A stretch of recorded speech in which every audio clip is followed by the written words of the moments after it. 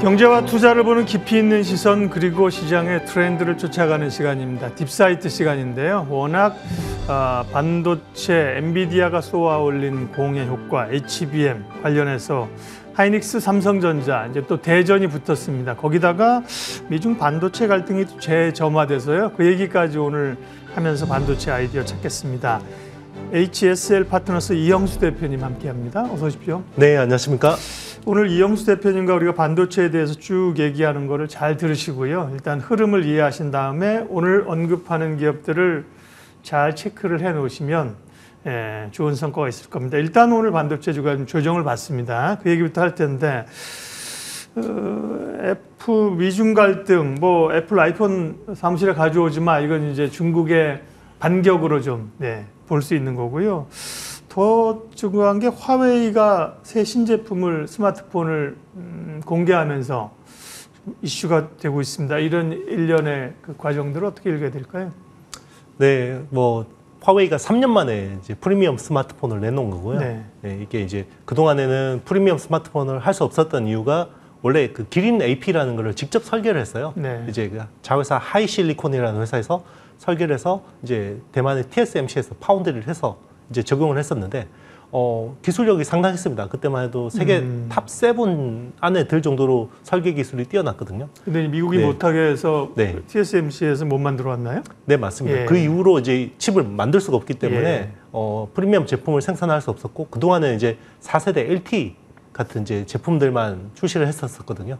근데 이번에 거의 자력 갱생에 성공한 거죠. TSMC 파운드리를 쓰지 않고 이제 자국의 SMIC라는, 그러니까 중신꽂이라는 회사인데요. 이제 세계 탑 5 파운드리 업체입니다. 네. 이제 중국에서는 최고 기술을 자랑하는 파운드리 업체라고 볼 수 있고요. 이 회사가 원래는 14나노까지밖에 못한다라는 게 이제 정설이었는데 7나노를 공개하기는 했었습니다. 그런데 저 기술은 도저히 쓸 수가 없을 거야. 왜냐하면 생산성이나 수율이나 이런 부분에서 도저히 안 될 거야라고 했었는데 이게 이번에 꽤 쓸만한 제품으로 나온 거죠. 그래서 네. 그간의 정설은 좀 틀렸다고 볼 수 있는 거죠. 애플 아이폰 쓰지 말라는 얘기하고 화웨이의 새 스마트폰 얘기를 여쭤봤는데 애플 얘기는 별로 안 했습니다. 그만큼 이거는 이제 약간 좀 정치적인 이런 거니까 사실 기술력과는 좀 상관없는 거니까, 그죠? 그러니까 화웨이 쪽으로 훨씬 더 말씀하시는 게 맞는데, 보면 뭐 중국에서는 뭐 판매한 지 1분 만에 뭐 완판됐다는지, 뭐 마치 애플 줄 서려고 기다리는 것처럼 매장에 줄 서고 있고 이렇다는 얘기인데, 기사도 보니까 뭐 사전 예고도 없이 좀 느닷없이 공개했다 이런 얘기도 있고요. 그만큼 메이트 60 프로? 네네, 맞습니다. 신제품인데, 그러다 보니까 이 기술력이 어디서 왔지? 간밤에 어제 나왔다는 얘기는 SK 하이닉스의 제품이 들어간 것 아니냐? 하이닉스는 아니라고 하는데 뭐 아닌 게 맞는 건지 하이닉스 주가도 좀 오늘 영향을 받는데요. 하이닉스에 미치는 영향은 크지 않을까요?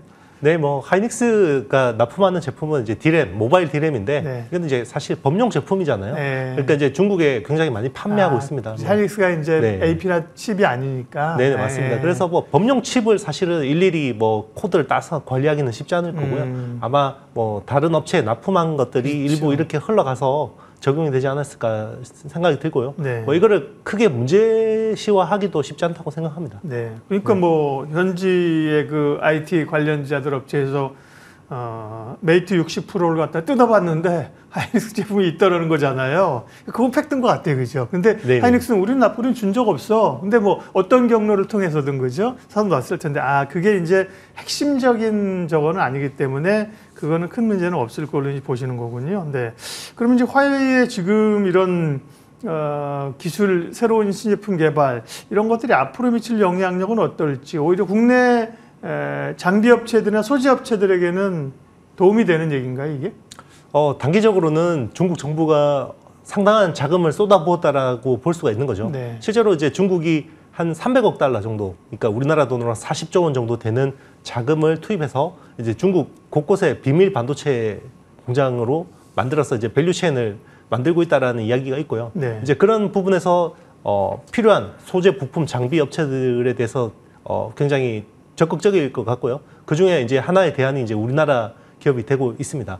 이번에도 보면 이제 7나노 칩인데도 불구하고 성능이 꽤 준수하게 나왔다라는 부분은 이 어드밴스드 패키징이라는 첨단 후공정 기술이 적용이 된 거거든요. 네. 근데 지금 어드밴스드 패키징 관련된 기술은 제재 대상이 아닙니다. 그렇기 때문에 이제 그런 부분은 최대한 비싸게 팔 수가 있는 건데 뭐 국내 뭐 소부장 업체들 입장에서도 이거를 굳이 뭐 공시를 해서 뭐 이렇게 떠벌릴 필요는 없는 거죠. 네. 조용조용하게 잘 팔고 있습니다.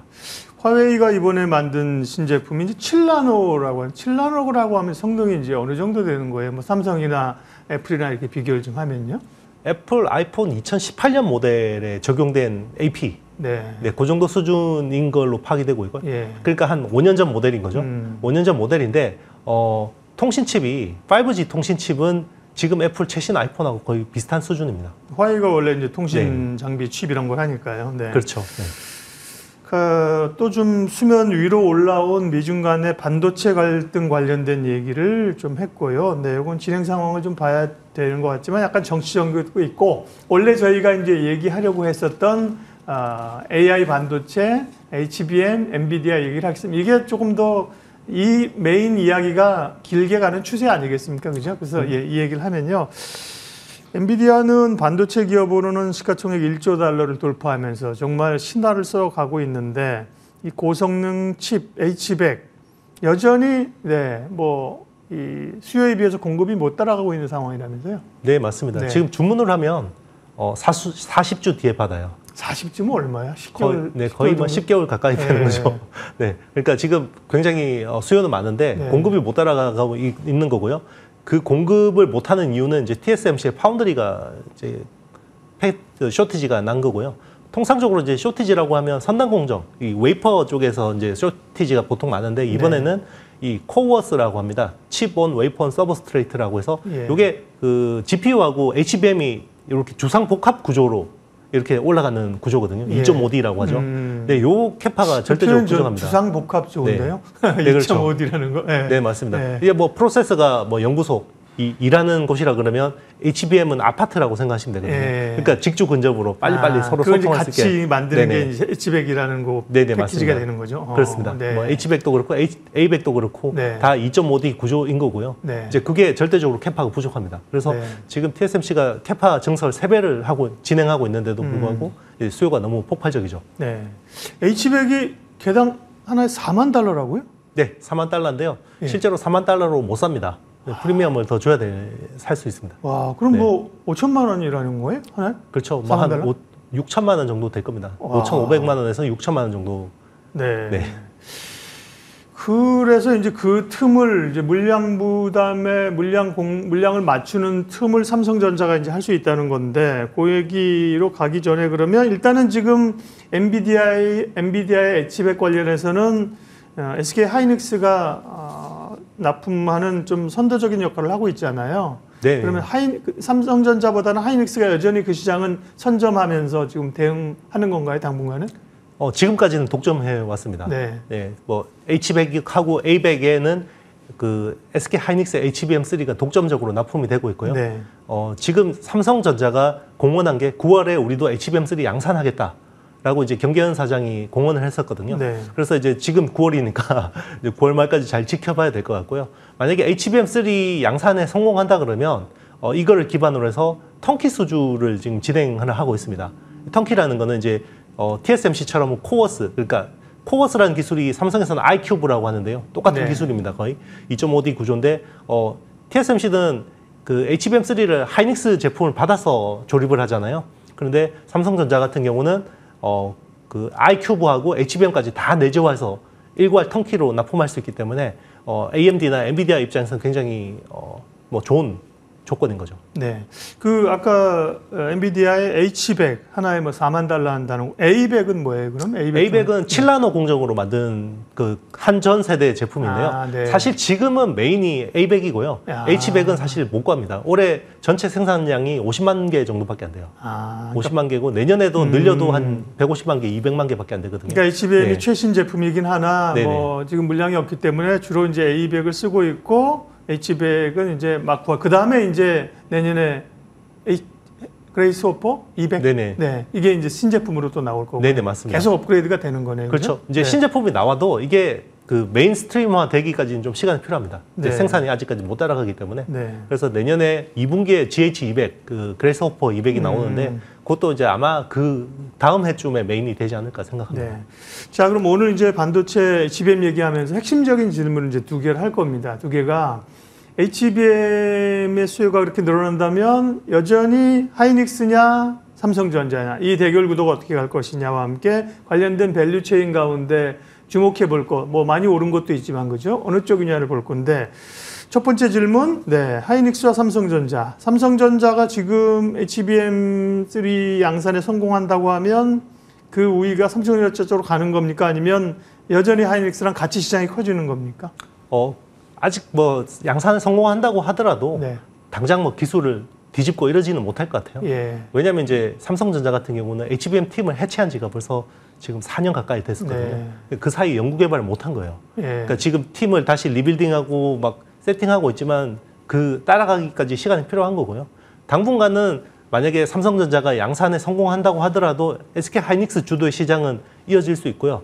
다만 여기서 굉장히 중요한 포인트는 고객사들이 턴키로 받을 수 있다 그러면 아무래도 삼성전자 쪽으로 좀 마음이 끌릴 수가 있는 거죠. 이제 그런 부분을 삼성은 굉장히 적극적으로 공략할 필요가 있는데 그러면 그 전제 조건이 HBM3도 잘 만들어야 되고 iQB도 잘 해야 되는데 삼성전자는 그동안에 어드밴스드 패키징 쪽으로 뭔가 보여준 실적이 없습니다. 네. 그러니까 어드밴스드 패키징 기술이 뛰어난 회사라고 보기는 힘들거든요. 네. 그런 부분을 좀 이제 시장의 의심을 불식시켜줘야 되는 거죠. 여담입니다만 그러면 엔비디아는 사실은 이 H100이나 이걸 할 때 HBM 할 때 왜 삼성전자가 아니라 하이닉스랑 손잡았을까요? 삼성전자 그 사업을 이제 접었기 때문에. 네, 그런 영향도 있고요. 네. 아무래도 그 HBM이라는 게 네. 주문형 메모리예요. 예. 그러니까 메모리가 주문형이라는 게 굉장히 생소하잖아요. 네네. 원래 메모리 반도체라는 건 범용이거든요. 그렇죠. 예. 그런데 이제 주문형 반도체이기 때문에 네. 그 해당 칩 업체하고 딱 붙어서 이걸 같이 개발을 해줘야 돼요. 그래서 그런 것들을 사실은 약간 파운드리 비즈니스하고 비슷하죠. 예. 근데 삼성전자는 원래 1등 업체이기 때문에 그런 거 잘 안 하려고 하죠. 예. 뭐 기존에 잘 팔리는데 네. 디램 좋을 때 뭐 50%씩 이익 나는데 굳이 이런 걸 해야 되냐라고 한 거고 하이닉스는 2등 업체다 보니까 아무래도 좀 그런 부분에서 적극적이었고 그게 뭐 삼성도 이렇게 엔비디아가 이렇게 그럴지 몰랐죠. 대박 날 줄 알았으면 열심히 했겠죠. 그런데 그렇죠. 이제 그때는 모르니까 예. 네, 그렇게 대응을 하지 않았을까 싶습니다. 네. 자, 첫 번째 질문이었고요. HBM과 관련된 시장은 SK 하이닉스나 삼성전자냐 그 질문을 드렸고요. 이제 포인트는 삼성전자가 지금 HBM3 양산과 함께 그 패키징 과정을 잘 하느냐 아니냐 이게 이제 관건이라고 말씀하셨고요. 더 이제 관심 있는 투자자들의 관심은 그래서 우리는 관심보다 사실 투자자 입장에서 삼성전자나 하이닉스보다 관련된 소부장에 더 관심이 많다고요. 이거잖아요. 그죠? 그러면 이제 관련된 밸류체인들, 하이닉스 계열의 그 업체들 상황, 그 다음에 삼성을 또 봐야 되는 거잖아요. 삼성과 관련된 밸류체인 소부장 기업들 말씀해 주세요. 네, 뭐 그동안 뭐 HBM 시장을 주도한 거는 SK 하이닉스 쪽 밸류 체인이죠. 예. 뭐 SK 하이닉스도 많이 올랐고 실제로 이제 그 TC 본딩이라고 해서 이제 칩끼리 적층하는 장비를 납품하는 한미 반도체가 네. 6배가 올랐죠. 네. 네. 1조 시총 1조짜리 회사가 6조를 터치를 했는데 네. 이제 좀 SK 하이닉스 쪽 밸류 체인은 상대적으로 이제 밸류에이션 부담이 좀 다소 있습니다. 네. 네, 그래서 모멘텀은 살아있지만 아직까지 밸류에이션 부담은 좀 있는데 삼성 쪽 밸류 체인은 아직까지 조금 이제 밸류에이션 매력도가 있거든요. 그런 측면에서 보면 지금 삼성이 만약에 이 그 9월에 약속의 9월에서 만약에 뭔가 성과를 낸다 그러면 여기서 이제 대장주는 시장에서는 이오테크닉스를 많이 보는 것 같습니다. 네. 네, 이오테크닉스 쪽이 제일 수혜라고 보는 것 같고요. 근데 사실은 실제는 대부분 외산 장비가 메인일 겁니다. 그런데 이제 국내 일부 이제 적용이 될 수 있고, 그리고 이제 삼성전자가 이런 그 어드밴스드 패키징을 하면서 일부 외주 공정을 줄 수가 있는데 그런 쪽에서 이제 오사시라고 하죠. 그러니까 아웃소스드 세미컨덕터 어셈블리 앤 테스트.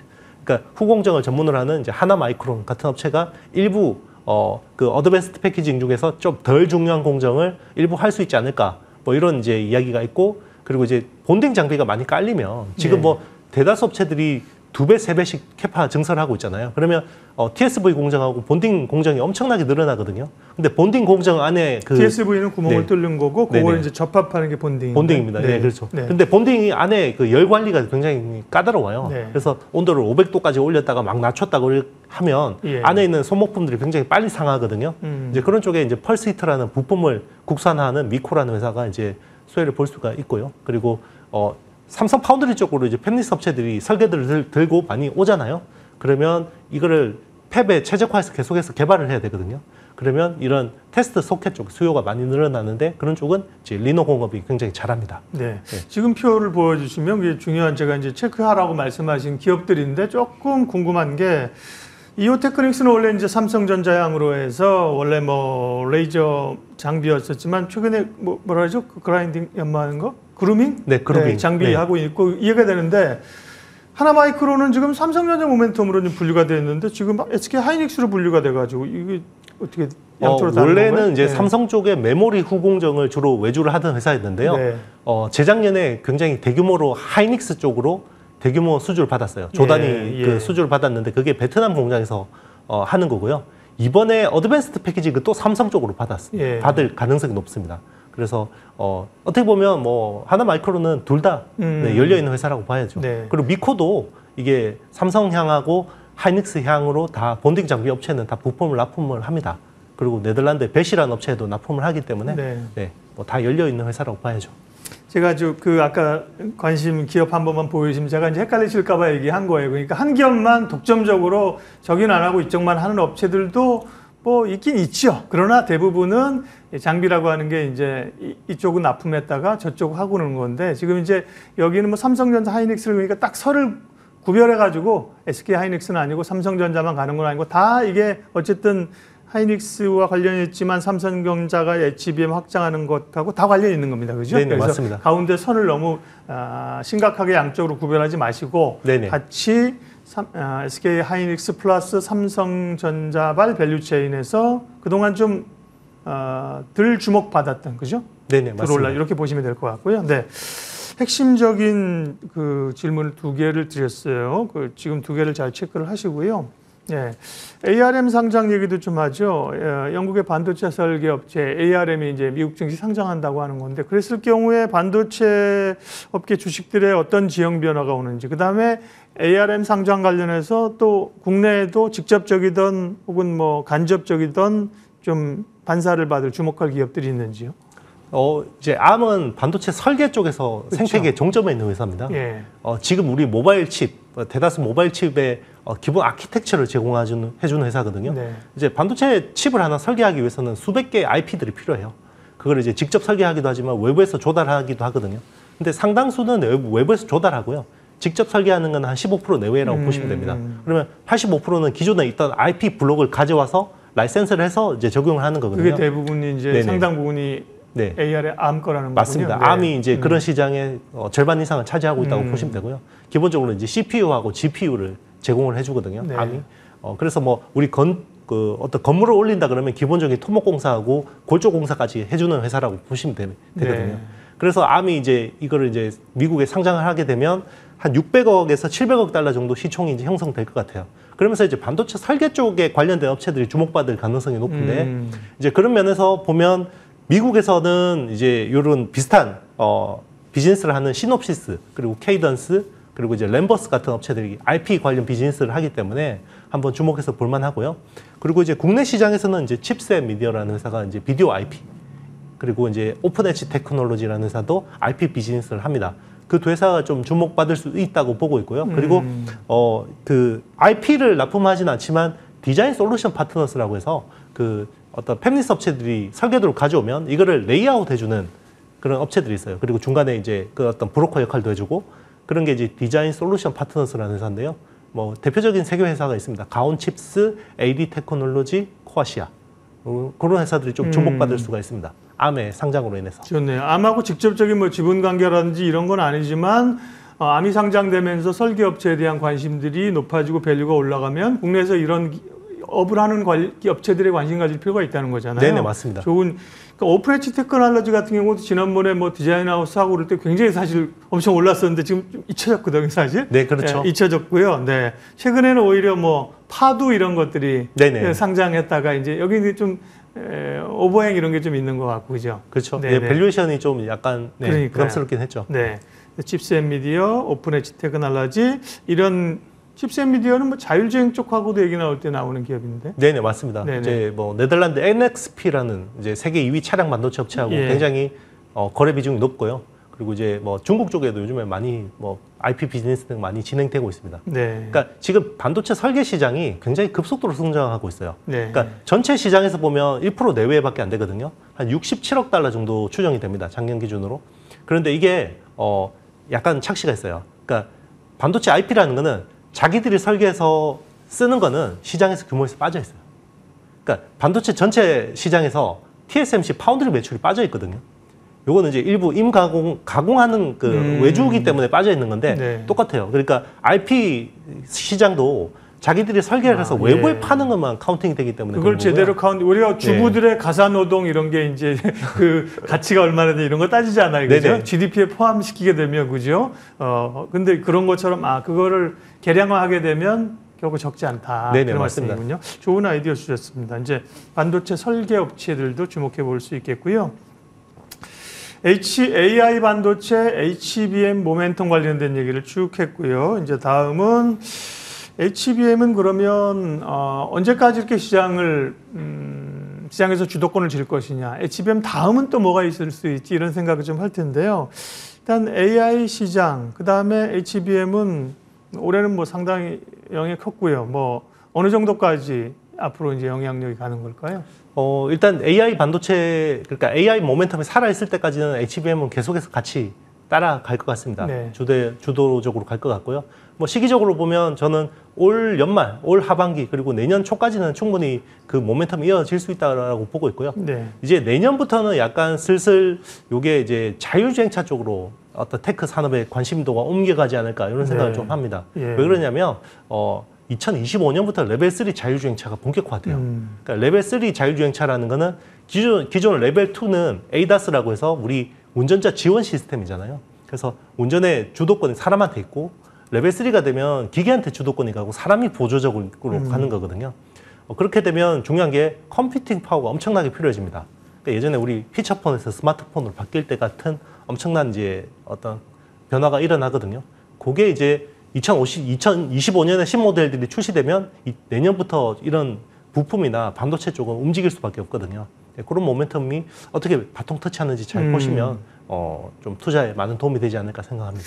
HBM의 다음 키워드 트렌드는 뭐냐? 자율주행 말씀하셨고 애플이 이제 비전 프로 같은 XR 기기가 내년쯤이면 이제 또 상용화돼서 나오지 않을까요? 그런 것도 그렇고 그러면 이제 단어로 봤을 때 HBM이라는 단어 다음으로 지금 말씀하신 범주에서 우리가 좀 떠오를 수 있는 미리 좀 생각해두면 그거였구나 할 수 있는 단어는 뭐가 있을까요?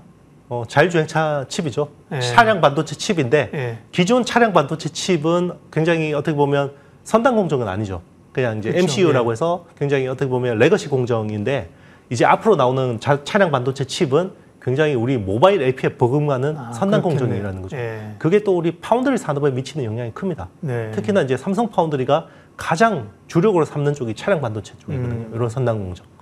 네. 자율주행. 사실 뭐 HBM이라는 것도 뭐 어떻게 보면 AI 반도체의 하나의 그 정형화된 그 모듈 상품이잖아요, 그죠? 네, 맞습니다. 그러니까 이제 그게 AI 반도체와 같은 페러렐의 의미가 자율주행인 거죠, 그죠? 그렇죠. 거기서 어떤 상품이 이제 나올지는 좀 보면 되겠지만 NPU 얘기도 했었는데 뭐 이게 느련 구조에 그러니까 이 GPU 다음에는 NPU라는 말도 했는데 그것도 영향력이 좀 있는 겁니까? 아니면 뭐 그냥 조금의 익스텐션 정도입니까? 일단 지금 AI라는 우리 AI 반도체라는 상황이 어떠냐면 지금은 서버 클라우드에서 데이터 학습을 하는 상황이에요. 네네. 학습 있는 것. 그렇죠. 지금은 AI가 완벽한 게 아니라 열심히 사교육비를 투자해서 학습을 하는 구간인데 굉장히 많은 양을 빠르게 효과적으로 학습하는 거죠. 지금은? 맞습니다. 그 학습을 하기 위해서 사교육비가 엔비디아 칩인 거예요. 네. H100이나 A100 네. 같은 칩들을 많이 밀어주면 AI가 성능이 계속 좋아지거든요. 지금 그런 경쟁을 하는 상황이고 이게 데이터 학습이 어느 정도 끝나고 나면 이게 추론으로 이제 간다는 맞습니다. 거죠. 추론으로 가고 서비스가 붙게 되거든요. 그럴 경우에는 어느 정도 이제 서비스에 대한 스탠다드도 생기고 그러면 이제 GPU 지금 엔비디아 칩의 가장 큰 문제점은 범용 칩이기 때문에 전력 소모가 굉장히 어떻게 나쁩니다. 그러니까 전력을 너무 많이 먹는 거죠. 그런데 이제 NPU가 되면 굉장히 저전력으로 이런 서비스들을 네. 구현할 수 있기 때문에 추론 시장에서는 NPU가 그래도 엔비디아의 영향력을 좀 축소시킬 수 있지 않을까 이런 기대감을 하는 거죠.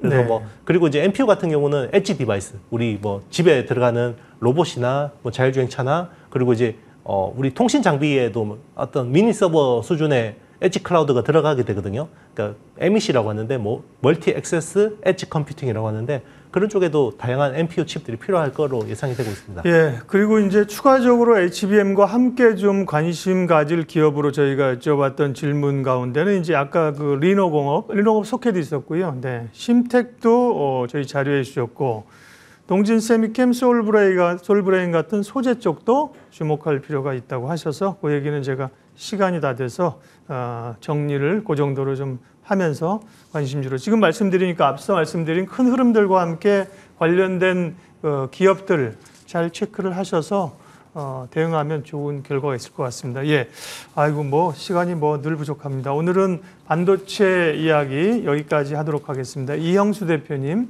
함께해 주셨습니다. 고맙습니다. 네, 감사합니다.